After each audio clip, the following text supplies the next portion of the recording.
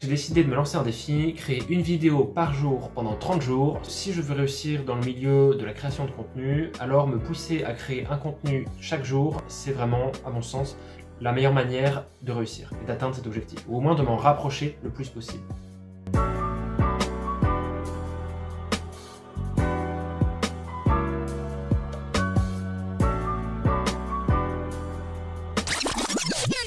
Salut tout le monde, c'est Corentin, j'espère que vous avez la forme et bienvenue dans cette nouvelle vidéo du défi 30 jours. Et aujourd'hui c'est même l'avant-dernière vidéo de ce défi. Dès demain, c'est fini. De quoi est-ce qu'on va parler aujourd'hui? Eh bien, en fait, je vais faire un lien avec la vidéo de dimanche, donc la vidéo où je parlais de l'idéal et de comment et pourquoi c'était si important d'avoir un idéal, quelqu'un qui nous inspire, une sorte de mentor. Et aujourd'hui, je me suis dit, eh bien, tout simplement, je vais prendre un personnage fictif qui est connu, qui pourrait nous inspirer, qui pourrait nous servir d'idéal, et je vais un petit peu décortiquer qui il est pour vous montrer à quel point ça peut être cool, ça peut être positif d'avoir tel personnage comme idéal, comme mentor, et puis comprendre un petit peu pourquoi ce personnage-là peut nous inspirer. Bien sûr, si vous avez vu le titre et la miniature, vous savez que je vais parler du personnage de Spider-Man.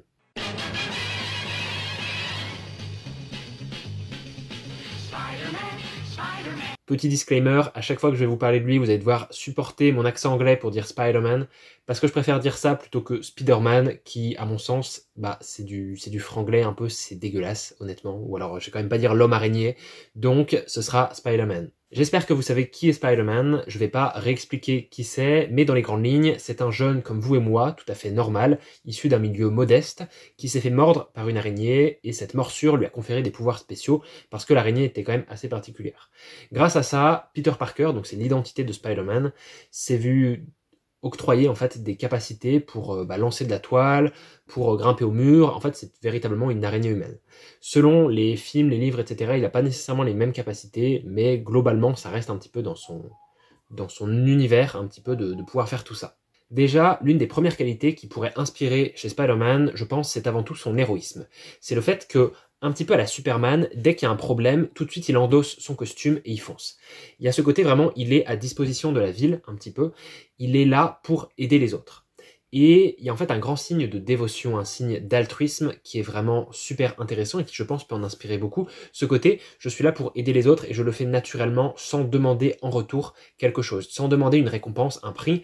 Et ça le prouve justement par le fait que Peter Parker, dans sa vie courante, est quelqu'un qui vit dans un milieu assez modeste, qui est donc assez pauvre, qui vient même du bas de la classe moyenne, j'ai envie de dire, et ainsi un personnage envers lequel beaucoup de personnes pourraient s'identifier. Je pense que c'est justement l'une des plus grandes forces de Spider-Man, c'est qu'en évoluant dans un milieu globalement pauvre, beaucoup de personnes peuvent s'identifier et ne pas nécessairement le prendre d'un point de vue inférieur. C'est-à-dire que si, un peu à la Bruce Wayne, il était pété de thunes, peut-être qu'il y aurait un peu plus de distance. Mais là, globalement, étant donné qu'il se débrouille, il fait comme il peut, on voit au fond de lui qu'il essaye de bien faire et que c'est quelqu'un de sympa, qui veut juste aider, donner un petit coup de main, être la petite araignée sympa du quartier, eh ben, on a beaucoup plus d'empathie et beaucoup plus de compassion pour lui, et ainsi, la distance qui nous sépare de lui est plus réduite, et on peut, je pense, être beaucoup plus facilement en fait inspiré par lui et s'en servir comme modèle. Et je pense que justement, il ne faut pas chercher bien loin en se demandant pourquoi il y a autant de jeunes qui aiment Spider-Man. Honnêtement, dans les personnages, dans les super-héros favoris de Marvel, je pense que celui-ci, il arrive honnêtement facilement dans le top 3. Je ne sais pas s'il existe un classement aujourd'hui, mais j'ai l'impression que pour les jeunes, on va dire d'une dizaine d'années, voire un peu plus, un peu moins, et même moi à une dizaine d'années, eh ben, c'est vraiment un super-héros auquel on a vachement envie de ressembler. Et ça montre bien ce côté que c'est un véritable exemple pour beaucoup de personnes. Ensuite, sans me concentrer sur un film en particulier, il y a eu quand même 3 acteurs qui ont incarné le personnage de Spider-Man dans, on va dire, cette nouvelle génération. Donc 3 séries de films, la dernière, du coup, le dernier film mettant en vedette Tom Holland. Mais je veux dire, pour les 3 personnages, donc Tobey Maguire, Andrew Garfield et Tom Holland, on peut pas nier que le personnage de Peter Parker a quand même un charisme, il a quand même j'ai presque envie d'utiliser le mot une bouille sympathique, mais on sent que c'est quelqu'un de bien. Et je pense que c'est vraiment un bon choix d'avoir utilisé ces acteurs pour incarner le personnage de Spider-Man, parce que justement ça renforce ce côté charismatique et ce côté rapproché du personnage. Conclusion selon moi sur Spider-Man, pourquoi est-ce que c'est un personnage aussi inspirant? Pourquoi est-ce que c'est un exemple pour beaucoup de personnes? Tout d'abord, je pense pour son héroïsme. Ensuite, pour son milieu, c'est-à-dire qu'on peut facilement s'y identifier parce qu'il vient d'un milieu pauvre. Et ensuite, pour son charisme, c'est-à-dire tout l'environnement qui entoure un petit peu son personnage et qui fait de lui qu'il est attachant. Alors, est-ce que Spider-Man peut être considéré comme un idéal? Eh bien, je pense que ça dépend de chacun.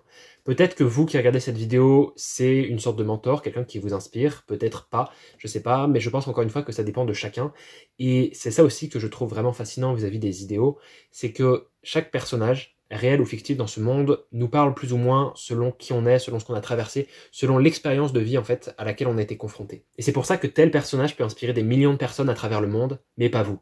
Et inversement, tel personnage, peut-être moins connu du grand public, peut vous inspirer comme aucun autre personnage, mais pourtant n'inspirer que très très peu de monde à travers le monde. Ce que je veux dire par là, c'est sentez-vous libre de chercher, de trouver et surtout de choisir vos idéaux comme vous les entendez et sans nécessairement vous fier à l'avis du grand public. Dans mon cas, je sais qu'il y a des personnes qui m'inspirent qui ne sont pas du tout connues.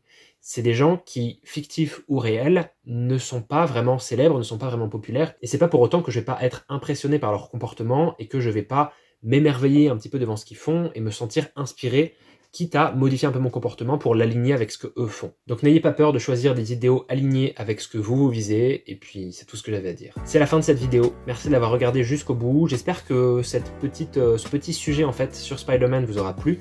N'hésitez pas dans les commentaires à me dire si vous voyez peut-être d'autres caractéristiques du personnage qui pourraient légitimer un petit peu le fait qu'on puisse le considérer comme un exemple, comme un mentor, comme un idéal, ou également vous pouvez partager peut-être d'autres idées de personnages qui pourraient être inspirants, qui pourraient inspirer des gens, et qui sait, peut-être que je pourrais en faire d'autres vidéos par la suite, ça va dépendre de vous.